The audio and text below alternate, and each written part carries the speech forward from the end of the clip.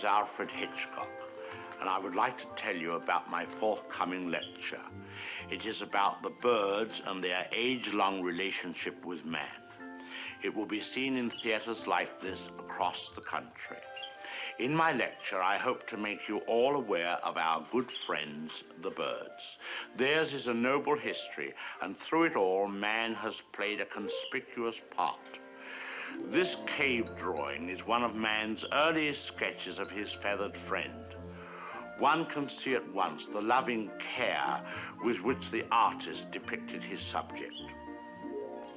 The story of man and his friends, the birds, is filled with many fine examples of ways in which these noble creatures have added to the beauty of the world. Take this plumed hat from the period of Charles I.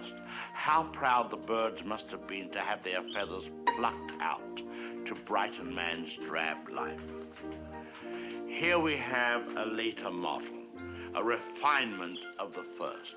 Here man, or rather woman, thought enough of the birds to have an entire one as a decoration. It's quite dead, of course. Naturally, the egg plays a very prominent part in my lecture. Not a word about which came first, however. I don't believe in dealing with controversial matters. Thousands of years ago, man was satisfied merely to steal an egg from a nest and use it for food.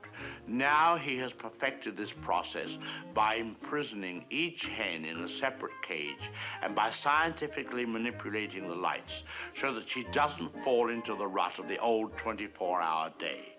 Thus, he can induce the bird to reach fantastic heights of egg production. Originally, there were many varieties of birds on Earth. Some have become extinct.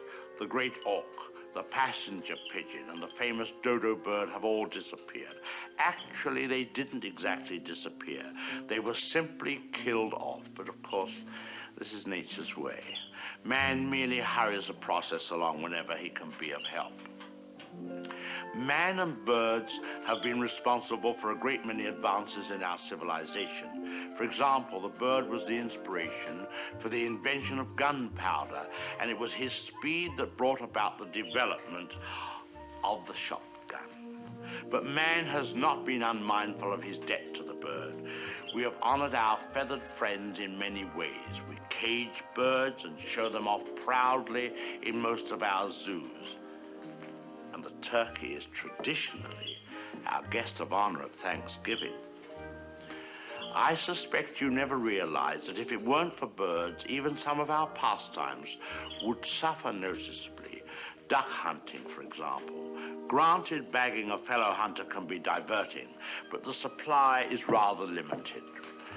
I hope you don't mind if I have something to eat, but I'm rushed today. Planning the lecture has been most educational for me. I've begun to feel very close to the birds and have developed a real sympathy for our little... What was I saying? Oh yes, I've come to feel very close to the birds and have come to realize how they feel when... I don't think I'll eat just now. Hardly proper with all of you here. Surely the birds appreciate all we've done for them. Don't you? Beautiful cage, fresh water, no other birds to bother you, none of that blinding sunlight. Oh, now why would he do that? Most peculiar. What on earth?